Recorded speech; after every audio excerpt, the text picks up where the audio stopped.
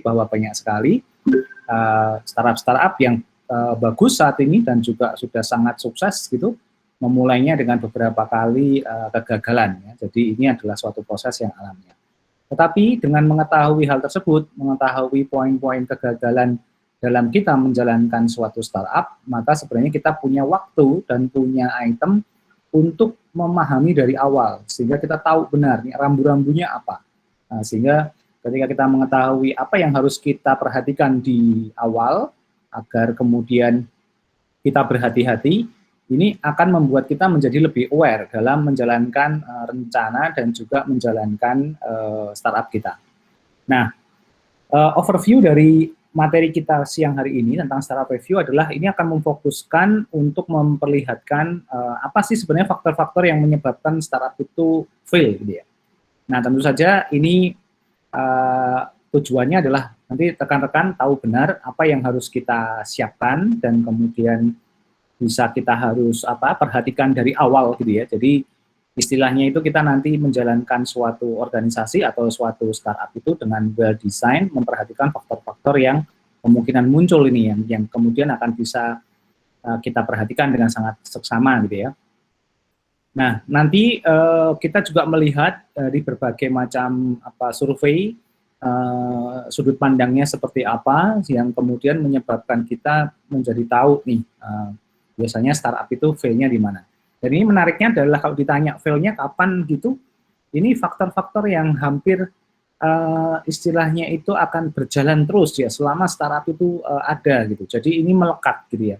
Nah, ini akan menjadi salah satu hal yang penting. Jadi meskipun misalnya dalam fase awal ini kita berhasil mengatasi kegagalan, tapi tidak ada jaminan bulan depan kita akan bisa mengatasinya lagi. Jadi karena turbulensinya atau perubahan lingkungannya sangat-sangat drastis dan juga sangat harus kita perhatikan ya gitu ya. Nah, kita bisa belajar dari masa masa pandemi ini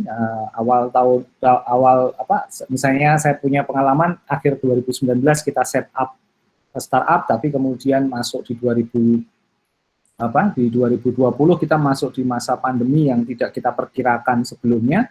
Nah, ternyata sampai sekarang hal itu terjadi sehingga mau tidak mau dan kita harus mengakui landscape potensi ekonominya menjadi sangat-sangat berkurang, dan itu mengakibatkan banyak sekali sekarang startup yang mulai ancang-ancang dalam konteks untuk survival dulu gitu ya, selain untuk ekspansi, jadi semacam itu. Nah, mari kita pelajarin sama-sama bagaimana startup itu kita bisa aware terhadap faktor-faktor kegagalan tersebut. Saya mulai dari suatu survei yang dilakukan oleh CB Insight ya. Mereka membuat survei untuk mengetahui apa sih sebenarnya yang mostly harus kita perhatikan. Nanti poin-poin ini kita bahas diskusikan lebih detail ya, sehingga teman-teman bisa membuat catatan apa saja yang harus diperhatikan. Tapi secara umum, secara persentase number ternyata lebih besar itu ada di no market need ya. Dalam konteks ini kita juga paham bahwa ketika kita punya ide produk gitu ya, dan punya produk, itu kemudian kita harus lakukan yang namanya validasi pasar ya. Jadi kita harus tahu bahwa pasar itu memang ada dan memang itu menjadi potensi nanti untuk bisnis kita. Nah, ada yang menarik kalau rekan-rekan sekalian mengetahui ada di luar sana ya event-event perlombaan ya, baik level nasional maupun internasional tentang kompetisi startup segala macam. Sebenarnya itu bukan kompetisi untuk kita itu saling bisa menang ya, bisa mendapat hadiah gitu. Itu bawaannya, tetapi yang paling penting dari mengikuti event-event itu adalah kita menjadi tervalidasi pasarnya. Kita present di situ, kalau orang mengakui bahwa startup kita itu bisa jalan, maka di situ adalah the faktor validasi yang bisa kita gunakan. Nah, ini menjadi penting ya. Jadi kalau dalam paradigma kita menjadikan startup, kita tidak lagi mencari panggung untuk jadi juara, gitu ya. Tapi kita nyari panggung untuk mendapat validasi. Nah, karena dengan validasi itu kita makin pede dan kita makin tahu profil dari user kita apa, dan kemudian kita bisa akselerasi ke sana. Nah, faktor kedua biasanya isunya tentang finansial, ya, run out of cash ya. Dan ini juga menurut saya rekan-rekan juga sangat paham ya, ketika kita kehabisan uang ya sangat sulit kita untuk mengembangkan bisnis, begitu kan. Nah, ini sebenarnya sempat saya challenge ke teman-teman ya, menjadi value of money challenge ya. Jadi teman-teman yang membutuhkan tanda kutip ya, itu saya minta untuk saya kasih 50.000 begitu, dan kemudian saya minta untuk membelanjakan, dikemas ulang, diproduce menjadi sesuatu yang value-nya itu lebih dari 50.000 bahasa saya, dan kemudian diberikan kepada orang yang yang membutuhkan. Saya ingin sebenarnya itu belum kita bahas ya, tetapi saya ingin meng-highlight seperti ini. Sebenarnya challenge itu tuh simple. Itu adalah challenge di mana saya ingin memberikan pengetahuan kepada teman-teman bahwa uang 50.000 kita tidak usah membicarakan itu besar atau kecil, tapi 50.000 itu bisa kita create menjadi sesuatu yang value-nya lebih dari 50.000, dan ketika kita berikan kepada orang yang tepat, maka 50.000 itu bisa bermakna lebih besar lagi dibanding hanya numbernya. Nah, itu yang harus kita tekankan. Jadi, hal itu kalau kita paham benar, maka di kantong kita atau di dompet kita, ketika kita hanya punya 100.000, maka sebenarnya kita harus sadar bahwa 100.000 itu hanya nominal kita, tapi tergantung kita bagaimana menciptakan 100.000 itu value-nya bisa 1 juta, bisa 10 juta, bisa 100 juta. Kan gitu. Nah, saya kadang agak tidak begitu setuju ya, orang yang di sosial media seringkali itu pamer nilai ATM gitu ya, tapi ada yang pamernya nilai ATM-nya yang besar-besar gitu, ada yang juga yang versinya lucu-lucuan karena tinggal 100.000 atau tinggal, tapi sebenarnya itu tidak begitu appropriate menurut saya, karena itu menunjukkan bahwa orang tidak tahu value of money. Value of money hanya dipandang dari jumlah uangnya. Orang bisa menggunakan itu cuma 50.000, kalau dia bisa creating the circle, punya ide, inovasi, itu bisa value-nya sangat besar. Maka tidak heran kalau kita lihat di tempat-tempat usaha kecil gitu ya, UMKM, mereka dengan modal yang sangat kecil, dia create produk dari situ, ditambah dengan keringatnya, katakanlah gitu, akhirnya dia bisa mendapatkan omset per hari yang berlipat-lipat daripada modal 50.000-nya. Nah, itu teori ekonominya semacam itu. Nah, ini yang menjadi harus diperhatikan benar ya. Dan harapannya teman-teman dari situ bisa melihat bahwa nilai 50.000 untuk mengupayakan, untuk membelanjakan, itu adalah ada responsibility. Gitu.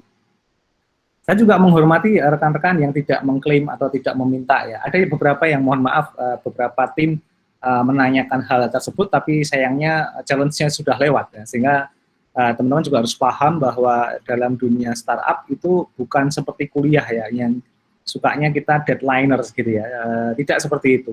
Ketika ada instruksi, ketika ada challenge, kalian harus segera menyelesaikannya secepat mungkin. Ketika ada fasilitas, itu seberapa cepat kalian merespon dan berinisiatif untuk mengambilnya. Jadi kayak gitu.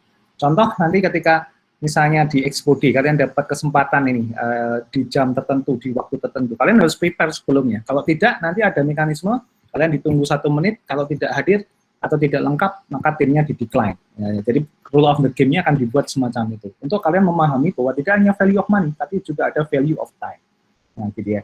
Nah, ini menjadi tantangan ya. Jadi ini jadi tantangan agar attitude kita juga berubah dan juga kita memandang dunia, memandang hal-hal yang ada di sekitar kita itu dengan lebih berharga. Nah, pada titik yang ultimate saya ingin men-share satu value bahwa hidup kita itu sangat-sangat berharga ya gitu ya. Kita hidup setiap nafas itu kan sangat berharga. Jadi harus kita pertanggungjawabkan nanti di sana, tetapi juga tanda kutip ini kalau kita menghirup udara seperti saat ini saya ngomong mengajar kalian mengkonsumsi katakanlah ini sudah 10 menit, saya tidak bisa mengulang lagi di 10 menit yang sudah saya konsumsi. Ya kan, berarti value of time-nya itu berharga sekali. Nah, jadi saya hanya punya sisa ya setelah ini, jadi semacam itu. Nah, ini satu makna yang juga harus kita pahami bahwa tidak ada lagi waktu untuk menunda-nunda dan kita harus mengubah paradigma bahwa apa yang ada di sekitar kita, yang di depan kita itu sangat berharga sekali. Jadi jangan disia-siakan dan jangan digunakan untuk hal-hal yang sifatnya tidak berguna, kan begitu. Nah, karena satu sisi kita harus mempertanggungjawabkannya, satu sisi kita bisa memanfaatkannya untuk mendapatkan keuntungan dalam artian keuntungan yang baik untuk kehidupan kita ke depan. Jadi semacam itu. Kemudian faktor ketiga, kita kembali ke surveinya adalah ketika tim dari anggota tim itu tidak baik. Nah, tidak baik itu dalam artian kinerjanya nggak baik, dan lebih payah lagi, itu attitude-nya.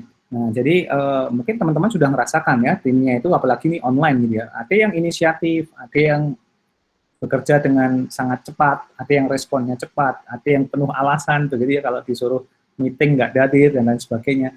Nah, itu salah satu attitude yang harus kita lakukan. Itu salah satu bentuk dari kriteria ini.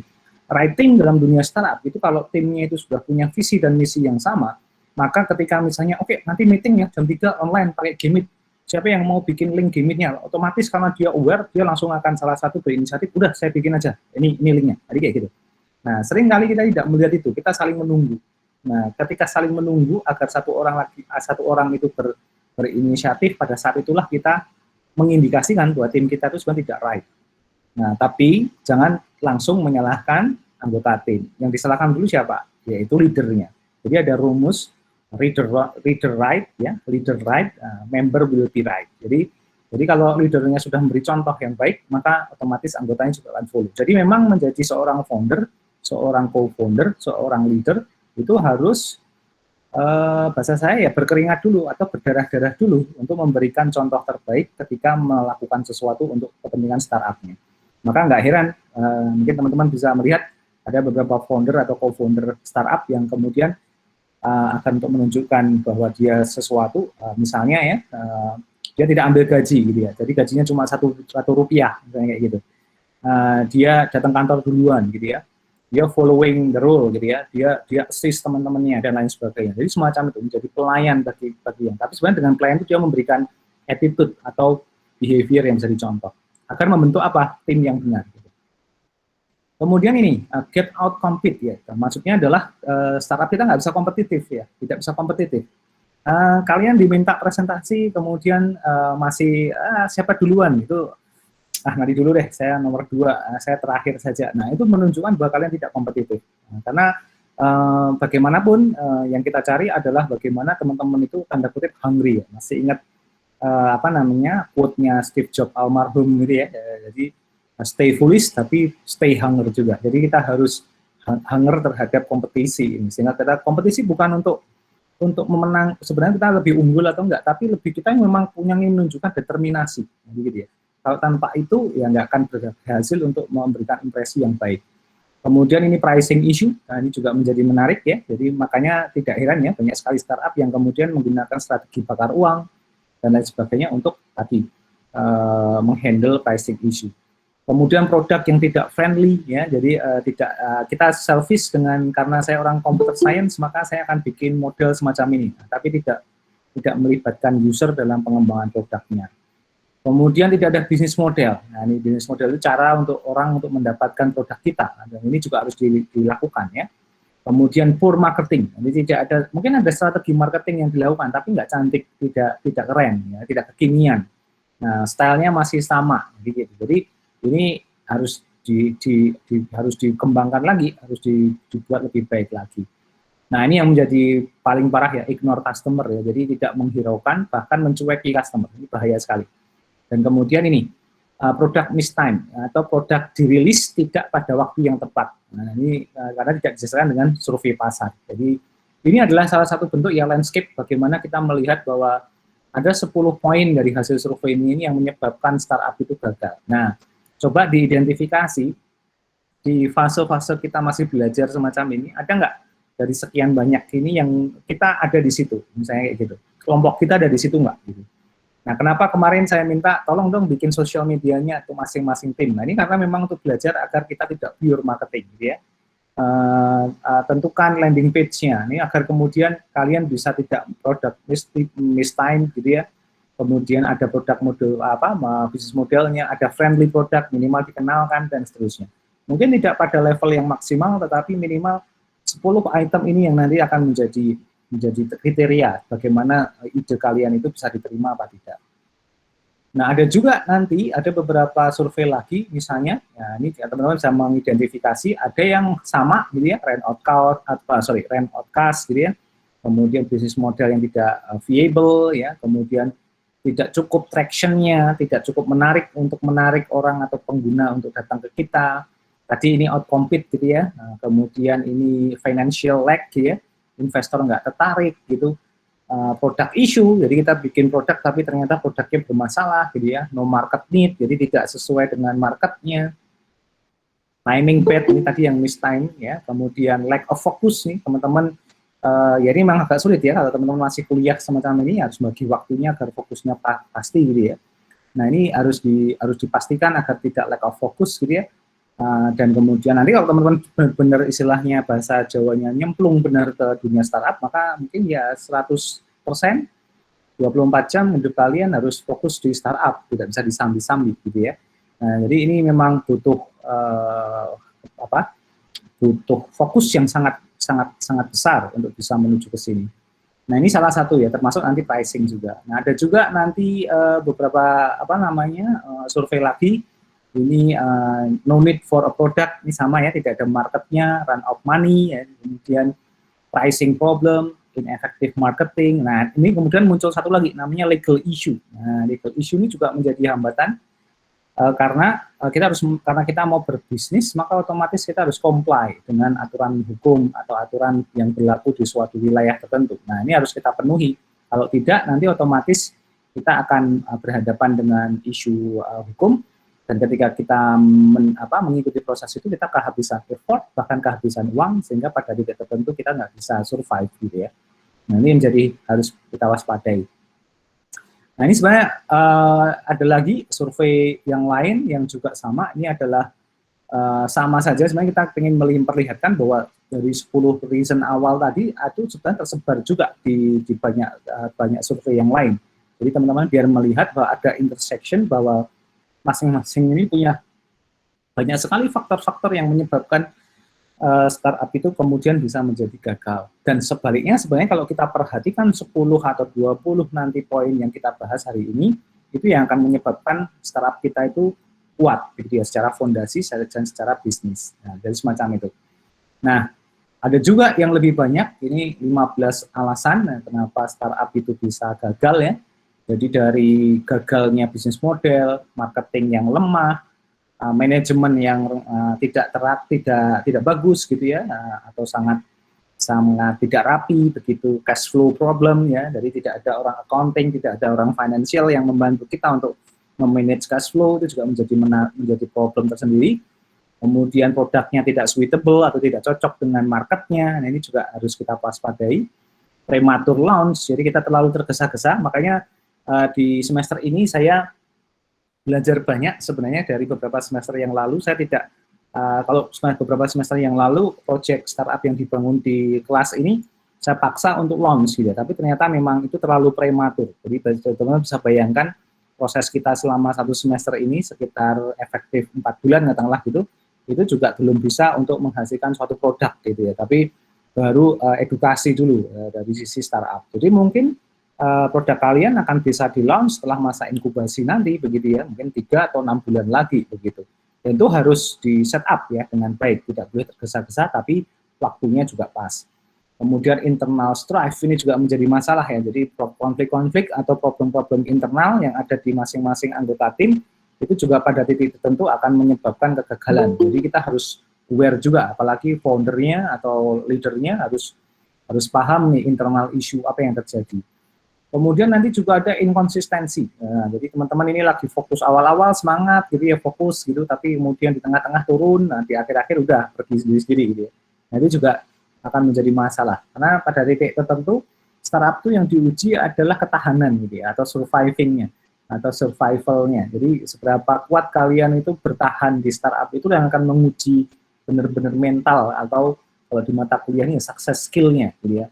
Tanpa itu saya nggak yakin kalian akan bertahan, karena investor bukan satu-satunya solusi ya. Kalian boleh diinvest besar-besaran misalnya gitu, tetapi pada titik tertentu sebenarnya dengan masuknya investor kalian juga tidak punya lagi semacam hak 100% untuk mengatur startup kalian sendiri. Kalian harus berbagi dengan orang lain, dan itu harus nanti mungkin akan berbenturan dengan idealisme kalian dan seterusnya, dan itu harus benar-benar harus dipertahankan gitu ya. Makanya konsistensi ini menjadi penting. Kemudian legal challenge ya, tadi ya, masalah hukum gitu ya. Jangan sampai kita melakukan bisnis di startup, bisnis model maupun produknya itu sesuatu yang melanggar hukum dari sisi fitur maupun dari sesuatu yang ada dalam produk tersebut. Kemudian burnout ya, burnout itu stres gitu ya, istilahnya full stuck kalau bahasa ada yang bilang gitu. Nah, ini juga menjadi masalah karena kesibukan, karena intensitas pekerjaan, itu biasanya terjadi kejenuhan yang luar biasa, sehingga nggak hanya fatigue atau lelah, tapi juga burnout gitu ya. Burnout itu nggak bisa mikir sama sekali, seperti otaknya kebakaran gitu ya, gitu. Kemudian prematur, ini prematur juga harus berbahaya. Wrongness, ya wrongness itu salah menempatkan diri, itu produknya. Kalian punya produk baju, tapi kalian jualnya di pasar ikan, nah ini kayak gitu. Competition, nah ini competition benar-benar dipakai untuk verifikasi atau validasi produk ya seharusnya. Nah kemudian no head for business, tidak ada yang orang yang pengalaman bisnis, sebenarnya lebih ke situ.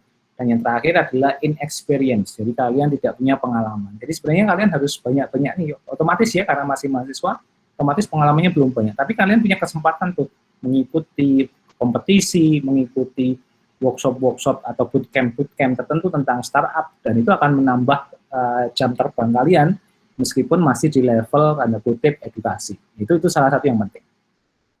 Nah, mari kita bahas ya agak lebih detail masing-masing itu seperti apa ya. Jadi ternyata yang menjadi kesalahan pertama yang sering terjadi itu adalah ini. Jadi ada yang namanya failure to pivot. Ya, failure to pivot itu adalah suatu konsep di mana kita salah menentukan kapan dan juga bagaimana cara kita itu berpindah dari satu ide produk ke ide produk yang lain. Nah, misalnya dalam suatu saat kalian punya ide untuk membangun suatu bisnis model pertanian gitu, agriculture gitu ya, dengan bantuan teknologi. Kalian nggak punya sawah, tapi kalian punya petani yang mau jadi partner, kalian data produknya, kemudian kalian jual, misalnya kayak gitu. Nah, yang terjadi adalah mungkin pada awal-awalnya exciting, tapi kemudian ternyata produk pertanian yang kita jual itu langsung dari petani tanpa kita apa-apain, ya jatuh-jatuhnya kita seperti pasar. Nah, ternyata lama-kelamaan awal-awal orang tertarik karena kita kirim gitu ya, tapi kemudian lama-lama jenuh juga karena orang sekarang masih bisa itu ke pasar tradisional, ke pesan ke abang-abang penjual sayur yang naik motor dan lain sebagainya. Nah, kalian harus pivot itu namanya. Nah, pivot itu adalah sedikit berubah dari model awal ke model yang baru. Jadi mungkin kemudian kalian berpindah dari sayur yang hanya langsung dari petani, kalian sedikit kemas. Sayurnya disortir, lebih bersih, dijaminkah kesegarannya, kalian punya SLE misalnya, dari petani itu diambil sekitar maksimal 1x24 jam, bebas pestisida dan seterusnya. Nah, ketika kalian memutuskan itu, tetapi sayangnya tidak pada waktu yang tepat, maka itu akan menjadi disaster, karena orang makin jauh, gitu. Nah, ini yang menjadi permasalahan. Nah, yang menarik adalah kalian bisa mention atau lihat dari kalimat ini ya. Ketika kita kita melakukan pivoting atau tidak melakukan pivoting sama sekali, dan kemudian mungkin terlalu cepat atau yang lainnya, maka misalnya pivot itu didasari karena kita awalnya punya produk yang buruk, mungkin kita meng-hire orang yang tidak qualified, kemudian kita mengambil keputusan yang salah.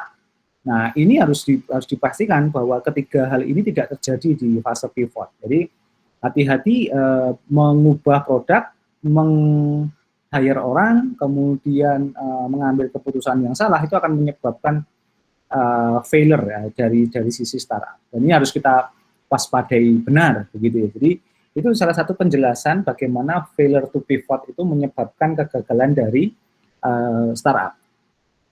Pada titik ini sebenarnya kita diajarkan bahwa untuk kita menentukan kapan kita harus berubah strategi, kita berubah decision, maka kita harus benar-benar melihat dari impact yang akan dihasilkan.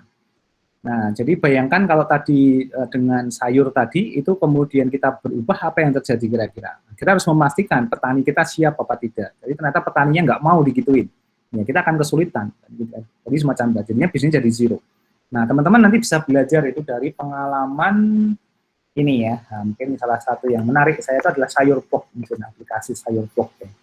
Nah, ini keren gitu. Jadi saya melihat di Sayurblog ini, nah mereka sebenarnya marketplace ya untuk penjualan produk-produk pertanian gitu, tetapi mereka punya cara unik gitu ya, yang produk itu dikemas dengan delivery yang baik dan dengan kualitas yang baik. Jadi ada adding value di situ. Nah, ini nanti teman-teman silakan pelajari. Ini salah satu sekarang startup yang masuk di accelerator programnya Google tahun ini ya. Jadi semacam itu. Sayangnya startup saya tidak masuk gitu ya. Meskipun sempat diwawancara di Singapura juga. Tapi tidak berhasil.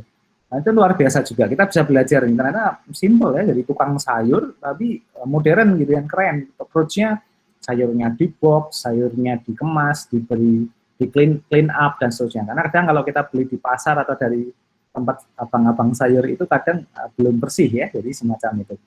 Nah, ini yang menjadi salah satu cara ya di pivot. Jadi mudah-mudahan bisa ditangkap ya. Nah, kemudian yang faktor kedua adalah burnout. Nah, ini adalah di mana kondisi burnout itu apa sih? Burnout itu adalah kondisi di mana employee kita atau siapapun lah yang sedang bekerja di apa namanya di company kita atau di startup kita itu mengalami fatigue ya, kelelahan yang sangat luar biasa, sehingga pada titik tertentu sudah tidak bisa lagi melakukan pekerjaannya dengan baik. Nah, jadi ini harus dilakukan. Nah, ini biasanya terjadi karena work-life balance-nya itu tidak jalan. Nah, jadi seorang founder startup itu juga harus mikirin nih, nggak hanya produknya, nggak hanya push karyawannya untuk bekerja 24 jam, tapi juga harus menyediakan balancing-nya, gitu ya. Balancing-nya tidak selalu harus gaji, tapi work-life balance ya. Jadi harus menyapa, harus memberikan waktu ketika butuh konsultasi, kasih dong recreation time gitu ya, kasih me time kepada pada employee dan lain sebagainya, itu sangat penting. Nah, ini penting karena kita harus memaintain, jangan sampai ya seperti mesin kalau ditekan gasnya terus-menerus pada pada waktu tertentu mesin juga akan hit ya, sehingga akan meledak. Nah, jadi ini jangan sampai semacam itu. Nah, ini harus ada model apa istilahnya itu push and release gitu ya kalau bahasa saya. Nah, ini menjadi sangat penting. Maka teman-teman harus gandeng nih teman-teman dari psikologi yang bisa memanage orang, people gitu ya.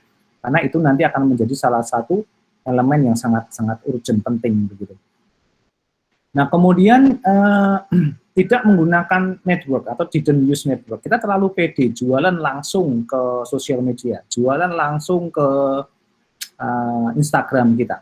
Tapi sadar nggak kalau misalnya di startup itu sebenarnya kita itu butuh network ya. Kita harus network itu bukan jaringan orang saja, tapi jaringan orang-orang terpercaya yang secara sukarela mau mencoba produk kita.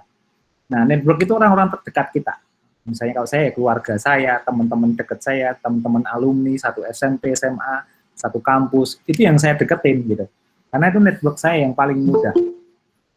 Dan mereka adalah biasanya network itu orang-orang yang paling jujur, yang bisa memberikan feedback yang terbaik.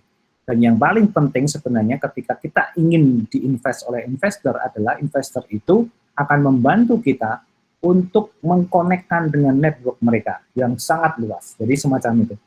Nah, sehingga teman-teman harus dikoreksi ya kalau misalnya oke, 2 minggu lagi Pak Mardhani akan set up ketemu dengan investor. Nah, harapan saya ekspektasinya nanti dapat uang gitu. Enggak gitu. Itu mungkin nanti value added-nya saja, tapi goal utamanya adalah dibantu oleh investor untuk mengembangkan produk dan bisnis kita, bisnis modelnya. Dan yang kedua sebenarnya adalah dibantu dari sisi networking. Nah, ini menjadi sangat penting ya. Jadi apalagi teman-teman yang masih baru, masih mahasiswa, mungkin network terbesarnya ya hanya kenalan di sosial media gitu ya. Tapi misalnya orang-orang yang high profile itu networknya bisa mempengaruhi pasar kan begitu. Jadi itu sangat penting. Bahkan saya pun sampai saat ini itu masih bisnisnya itu sangat tergantung dari network yang sudah terbentuk begitu ya. Jadi ini yang salah satu harus kita pahami dengan sangat baik gitu ya. Dan ini juga penting ketika kalian nanti diinvest, kalian harus melihat dulu profil dari investornya, apakah mereka juga punya background network yang sangat luas, sehingga mudahnya mereka akan connecting kita itu dengan jaringan yang sangat luas, yang worldwide, misalnya kayak gitu ya. Makanya kita ingin gandeng Google, kenapa? Sebenarnya bukan Google-nya ya, tapi sebetulnya di belakang Google itu network-nya luar biasa. Nah, ini adalah maksud dari network yang kita inginkan. Nah, kemudian ini isu yang tadi, legal challenge ya, kita harus, meskipun kita ide, bahkan kadang ide saja ya, ketika kita mau kemudian mau buat menjadi produk dari startup, kita harus pastikan ide itu tidak sama atau tidak diklaim oleh pihak lain. Nah, karena apa? Karena kalau itu kemudian kita paksa, baik nama, jenis aplikasi, bentuk aplikasi, sampai nanti diklaim, wah itu bisa disaster, karena kita bisa kalah gitu ya. Nah, itu sudah terjadi ya beberapa kali gitu ya. Mungkin kalau teman-teman sempat melihat film atau biografi pendirian McD, itu kan terjadi karena hal semacam itu ya. Sempat diangkat jadi film itu, nama judulnya The Founder kalau tidak salah. Jadi McD itu yang mendirikan siapa, dan akhirnya kemudian yang ngembangin siapa franchise-nya, dan kemudian ternyata founder aslinya tidak terangkat semacam itu misalnya. Ya, kenapa saya angkat McD? Karena hari-hari ini heboh ya, BTS meal gitu ya, dari McD. Nah, kemudian ini juga menjadi legal complexities itu juga sangat luar biasa ya, karena semua hal bisa dipersalahkan, bisa dipertaruhkan gitu ya, sehingga bisa menyebabkan kita kemudian mengalami kegagalan. Gitu. Jadi para founder, para pendiri startup harus sangat aware dari awal, karena harus melek hukum kalau bahasa saya, harus tahu lah gitu, aturan mainnya. Jadi tidak sembarangan. Bahkan kalau kalian nanti sudah jalan startupnya, hati-hati juga di sosial media atau di manapun ya. Setiap apa aksi kita itu akan disorot dan juga akan bisa menyebabkan sesuatu yang berimpact pada startup kita. Jadi harus jaga profil dan lain sebagainya. Itu akan sangat penting ya kalian. Nah, kemudian yang berikutnya adalah nih no financing, atau investornya nggak tertarik sama sekali. Nah, ini memang bahaya banget itu validasi pertama. Ketika ide kita itu nggak diinvest atau tidak dilirik investor, nanti 2 minggu lagi kita lihat ya berapa yang dilirik, berapa yang tidak, bisa semuanya, bisa juga sebaliknya, bisa 1, bisa 2 gitu. Bagi yang tidak ya jangan putus asa. Kenapa? Karena itu kalian menghadapi pengalaman bahwa ternyata ide kalian harus dikembangkan lagi. Tinggal kalian give up atau mau coba lagi kan gitu. Nah, kalau saya itu sudah ngerasa kayak candu gitu ya, kadang ini investment pitch deck gitu gagal, nggak menarik investor tuh rasanya pengen nembus lagi, ini harus dikembangin lagi nih gitu ya. Apalagi nih yang bisa kita keluarin gitu. Jadi, nah ini menjadi sangat penting ya untuk kita ketahui bersama, dan ini akan menjadi challenge bagi rekan-rekan nanti. Kemudian ini fail geographical expansion. Nah, ini juga kita harus paham benar ya. Jadi startup kita itu jangan berpikir bahwa kita itu berpikir membuat startup itu langsung untuk worldwide. Cukup sulit. Meskipun ada mungkin 1 di antara 100 atau 1000 atau 1 juta gitu ya idenya. Tapi cukup sulit ya. Bahkan kita lihat Gojek sampai sekarang pun itu tidak bisa langsung go to global gitu ya. Mereka masih punya kendala di Filipina, masih punya kendala di beberapa negara ketika mereka mau ekspansi ke sana. Tapi beda dengan Grab ya. Grab itu dengan mudah diabsorb di banyak negara, misalnya kayak gitu. Kita bisa menemukan di banyak negara lebih banyak gitu, jadi semacam itu. Nah, itu geographical expansion. Jadi memang itu harus ada strategi khusus ya. Bagi startup seperti kita, ya kita karena berada di Indonesia ya kita konsiderasinya adalah di Indonesia dulu saja gitu ya. Bahkan nanti kita mau masuk ke provinsi lain, kota lain itu sudah case-nya udah berbeda-beda. Nah, itu juga menjadi salah satu geographical expansion yang harus kita perhatikan. Kenapa? Itu sangat style ya. Jadi sangat aturan main, stylenya masing-masing daerah atau negara itu sangat berbeda sekali. Nah, kemudian ini lack passion. Jadi kalian mulai males gitu ya, atau mulai nggak semangat. Ya. Jadi saya yakin dari sekian banyak mahasiswa di kelas ini, itu ada yang seperti itu. Saya nggak menutup mata, karena di dunia startup sendiri pun kadang teman-teman yang kita ajak gabung pertama kali, kemudian dalam sekitar 3 atau 4 bulan berikutnya, udah mulai merasakan ini, kehilangan passion. Ya. Jadi mulai nggak aware, mulai bekerja as usual saja, yang penting dapat gaji bulanan. Nah, itu juga sama macam itu. Ini juga sama, mungkin teman-teman ya sudahlah kita kerjain, yang penting nanti mata kuliah selesai dapat A, ya itu memang wajar karena ini mata kuliah gitu ya. Tapi sisi yang lain saya yakin ada beberapa teman-teman yang itu passionnya muncul, kena gitu ya. Saya juga tidak berharap 100% semuanya seperti itu, tapi 1-2 cerita kalau teman-teman nanti bisa memberikan informasi siapa yang exciting, siapa yang wah ini tampaknya bagus nih gitu, aduh saya pengen coba gitu ya sampai berhasil atau gagal. Nah, itu adalah jika bakal kalian udah menemukan passion kalian. Jadi itu yang paling penting sebenarnya. Nah, ini passionnya harus dijaga terus nih. Jadi tandanya ya tadi kalau kalian mulai bosen ya rethinking again, kemudian agak skip dulu, kemudian masuk lagi. Jadi jangan biarkan kalian kemudian terbawa, ya sudahlah gitu. Nanti itu akan bahaya sekali. Dan biasanya ini akan kalau udah merasa kayak gitu, itu biasanya muncul bibit kegagalan yang akan terjadi dalam waktu yang segera begitu ya. Kemudian ini pivot gone bad. Jadi kita melakukan pivot atau perubahan strategi itu ternyata berimplikasi buruk ya. Jadi kita misalnya udahlah kita sekarang goes to mobile application, tapi ternyata nggak mudah itu untuk diterima di Google Apps gitu ya. Dan itu juga salah satu yang nanti akan menjadi masalah. Kita harus memitigasikan atau merencanakannya dengan sangat hati-hati. Kita mau pergi ekspansi kemana juga harus sangat hati-hati.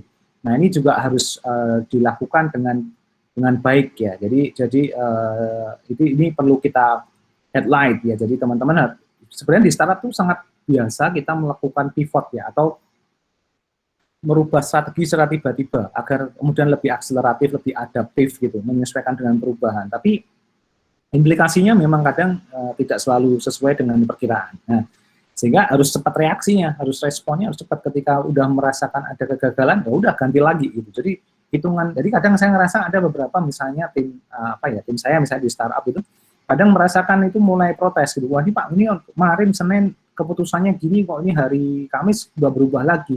Ya, kalau dipahami di dunia startup ya begitu. Bahkan bisa jadi itu Senin pagi saya bilang A, keputusannya A, sorenya bisa berubah jadi B misalnya, itu sangat wajar. Jadi gitu. Asal tadi, supaya kita ingin meminimalisir hasil yang tidak sesuai dengan ekspektasi. Ya. Sebelum terjadi atau sudah terjadi ya kita minimalisir, kan kita harus berubah gitu ya.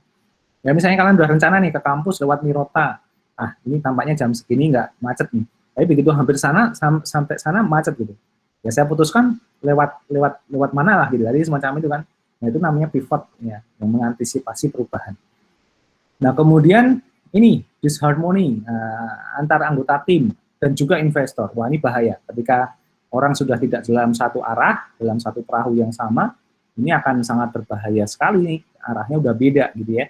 Nah ini selalu harus di rethinking ya. Kalian harus mulai sering mengadakan one-to-one meeting, ngobrolin tentang visi misi, masih sesuai nggak ini dan segala macam. Jadi itu akan menjadi penting ya. Kemudian loss of focus ya ini juga sama. Jadi kalian punya produk apa, fokus ke situ terus. Jadi yang dicari investor itu adalah fokusnya. Jadi konsistensi di fokus. Kalau kalian memang percaya bahwa ide kalian di A ini akan berhasil, ya seberapa kuat kalian nanti mempertahankan ide itu gitu ya. Nanti challenge-nya akan ditawarin tuh, kalau pindah ke sini gimana? Pindah ke sini gimana? Nah, gitu. Nah, kalau sampai kita palu gada, misalnya startup itu semuanya ada, wah itu bahaya. Jadi ini nggak fokus biasanya startupnya. Dan faktor kegagalannya jadi sangat tinggi gitu ya. Semakin nggak fokus, semakin tinggi risiko kegagalan. Kemudian produk yang miss time ya. Jadi kita melakukan rilis produk terlalu cepat misalnya gitu ya. Harus hati-hati. Kita rilis produk itu juga tidak kemudian langsung bikin launching gede-gedean gitu ya. Tapi kadang ada gerilyanya. Kita trailer dulu di sosial media, rilis something, posting di artikel di Medium. Pokoknya dimainkan, getok tular, pasang spanduk dulu, bikin orang penasaran. Baru ketika sudah orang itu sangat intens mencari, maka pada saat itu di launch itu pasti akan tertaut gitu ya. Jadi semacam itu harus di maintain itu. Jadi itu ada ilmunya juga. Nah ini menjadi sangat penting ya bagi kita untuk menyadari bahwa timing ini sangat luar biasa efeknya. Kemudian ini ignore customer, jadi kita nggak aware dan bahkan tidak memperhatikan apa yang diinginkan oleh customer ya. Nah efeknya kita menutup mata, menutup telinga, dan efeknya kita selfish kalau bahasa saya, dan bahkan ya seharusnya ini tantangan ya, success skill-nya ini. Di startup itu kita sebenarnya akhirnya melepas semua ego kita. Jadi saya pengennya ini, akhirnya kita lepas semua. Dibalik, user itu pengennya seperti apa. Itu yang akan kita upayakan. Nah ini yang menjadi tantangannya. Jadi kita bersifat menjadi orang yang serving atau mencoba melayani dengan sebaik-baiknya. Nah ini sangat challenging bagi kita ya. Kedewasaan kalian mulai akan diuji, kemudian cara berpikir kalian secara lebih komprehensif, orientasinya masa depan, tidak instan, itu akan diuji di sini. Jadi kalian harus benar-benar memperhatikan faktor ini ya, gitu. Kemudian tour marketing itu bukan hanya sekedar kalian menyebarluaskan informasi dari startup kalian, tapi juga yang berbau jualan ya, tidak hanya itu, tapi kalian harus bikin story. Ya, jadi kalian harus paham itu siapa target audiens kalian, siapa pasar kalian, gitu ya. Kemudian bagaimana cara mendapatkan perhatian dari mereka dan kemudian mendirect mereka agar kemudian mau menggunakan apa yang kita buat semacam itu dan seterusnya. Nah, sehingga otomatis ini kan kita bisa lihat ada 3 target, ada 3 tahap ya. Kita harus tahu dulu audiens kita harus punya database-nya gitu ya. Kemudian kita harus dapat perhatiannya dan kemudian kita bisa convert menjadi sesuatu yang elemennya itu ke bisnis. Nah, ini menjadi sangat penting. Nah, sehingga kalian harus melakukan yang namanya riset pasar, sehingga kemudian menentukan secara tepat gitu ya, strategi marketingnya akan seperti apa. Nah, kemudian ini, produk without a business model. Jadi kalian fokus bikin produk yang bagus, aplikasi yang bagus, tapi nggak ngerti atau tidak tahu bagaimana cara menjualnya. Ini namanya business model. Kalian mau menjualnya gimana nih gitu ya? Apakah pay per click gitu misalnya, pay per use, atau pay per produk, atau bagaimana gitu ya. Jadi semacam itu, atau mencicil, gitu. Mungkin kalau fenomena COD, fenomena pay later, nah, itu adalah business model. Jadi ini harus kita pahami, karena kalian akan berorientasi untuk melihat bagaimana customer itu yang penting beli dulu gitu ya, dan kemudian dananya bisa macam-macam semacam itu. Jadi secara bisnis model sebenarnya COD pay later itu bagus gitu, karena memang itu sangat intuitif sesuai dengan karakteristik pengguna di Indonesia. Tapi ekses di belakangnya memang ada, itu yang harus diwaspadai ya, jadi semacam itu. Jadi jangan biarkan kalian hanya fokus pada produk semata, tapi pikirkan juga bisnis modelnya ya, cukup banyak. Kalau formalnya ada yang namanya B2B ya, business to business, ada business to C, business to customer, dan lain sebagainya. Nah, cukup banyak. Nah, kemudian ini juga harus jadi tantangan user unfriendly product ya. Jadi ini akan terjadi ketika kita tidak punya sensitivitas atau mengerti bagaimana sebenarnya kita mendeliver produk itu yang user friendly. Jadi gitu. Nah, ini yang harus kita sangat perhatikan agar nanti ketika kita menjalankan ini ya apa istilahnya produk kita itu familiar di mata pengguna gitu ya. Ini yang harus kita siapkan. Kemudian pricing, cost issue. Nah, ini memang kelemahan kita di Fakultas MIPA atau di Eksakta gitu ya. Kita harus melibatkan orang finance ya, orang yang mengerti tentang uang, tentang keuangan, akuntansi untuk menghitung benar pricing ini. Jadi pricing ini biasanya dihasilkan dari kombinasi antara biaya produksi ya, dengan seberapa besar kita akan mencapai target penjualan produk. Nanti juga memperhitungkan profit atau loss yang kita set up di awal. Nah, ini ada sisi sisi gelapnya, sisi seninya terkait dengan pricing ini. Nah, sehingga kalau kita bisa membuat strategi pricing yang baik, itu otomatis nanti juga mempengaruhi keberhasilan dari produk di startup kita.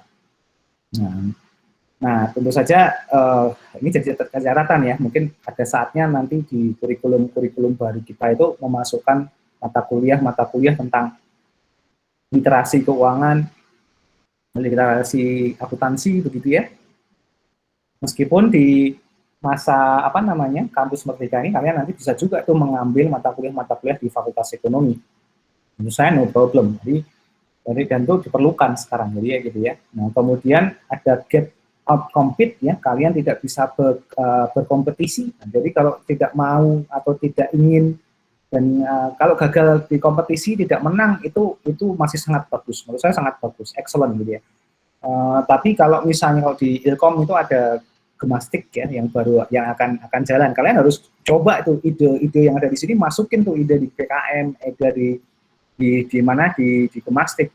Jika nanti bisa masuk minimal di screening itu sudah suatu pencapaian gitu. Tapi kalau kalian nggak masukin itu berarti kalian tidak kompetitif. Nah, ketika tidak kompetitif, ya jangan salahkan investor tidak tertarik, kalian saja tidak pede kan gitu. Jadi semacam itu. Jadi ini sebagai validasi apakah founder, apakah pendiri startup itu cukup pede dan mau berkompetisi dengan produk atau ide yang dikeluarkan. Jadi semacam itu.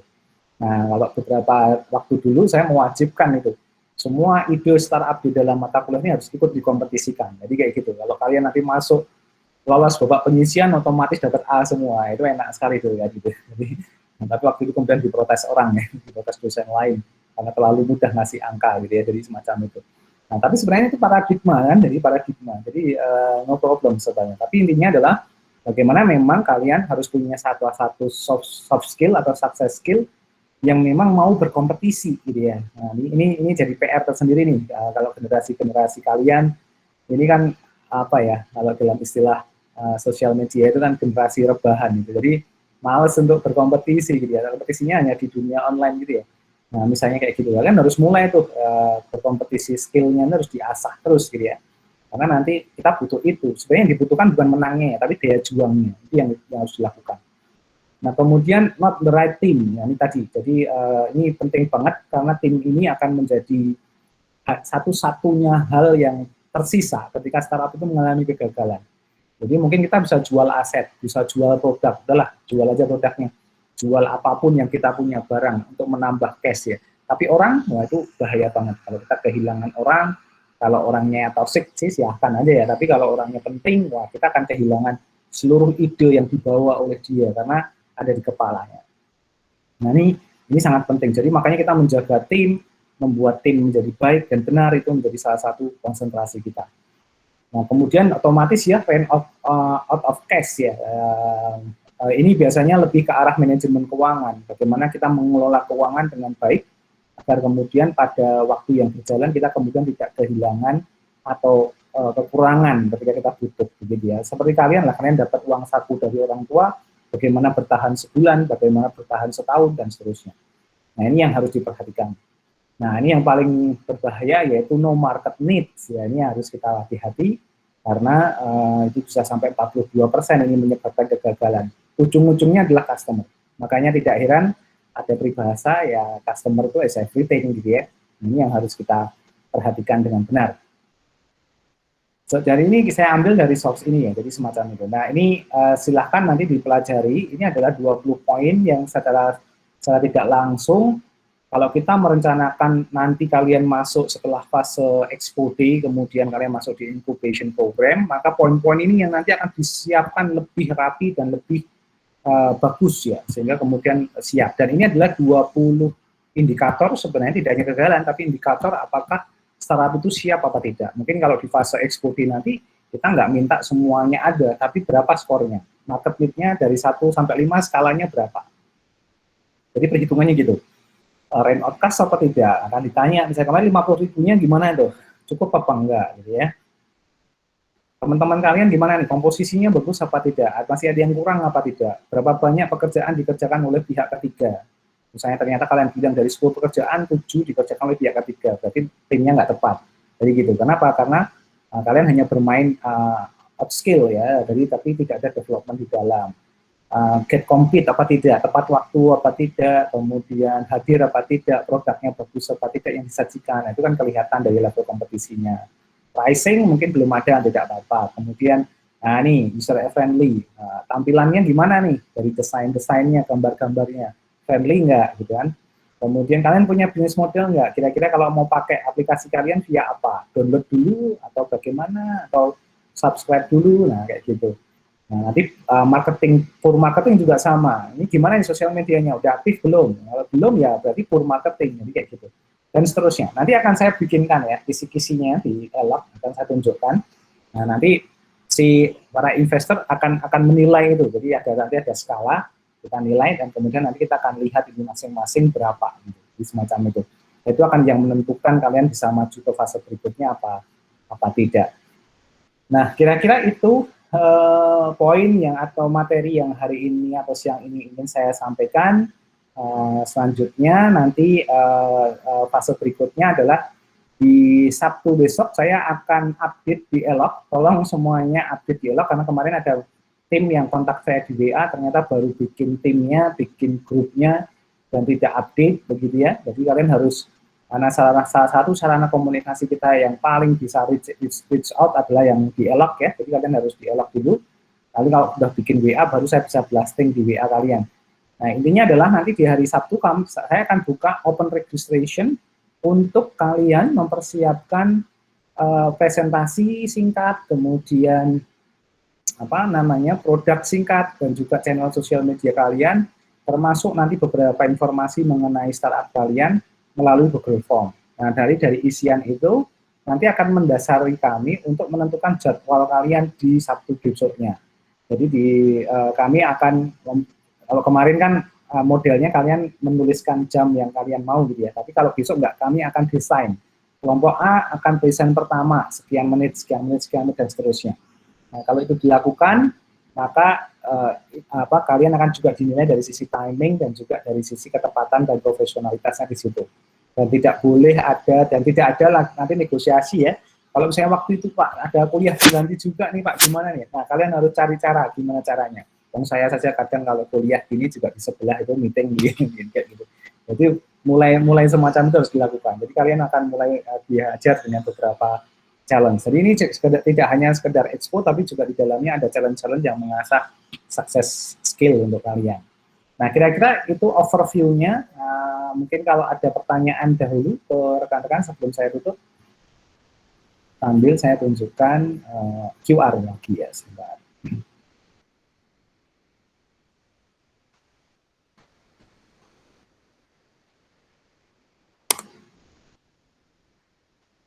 Bagi yang tidak bisa presensi akan saya masukkan nanti ya, secara manual.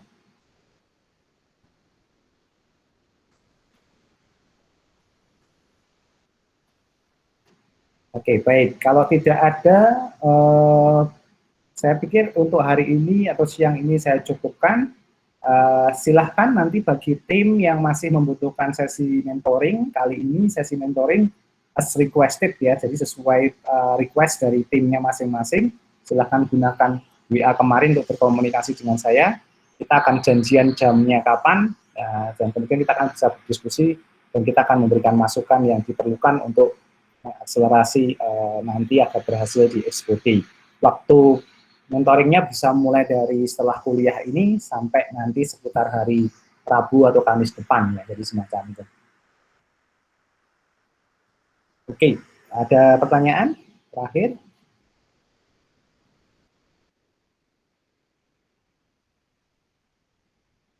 Oke, tidak ada. Kalau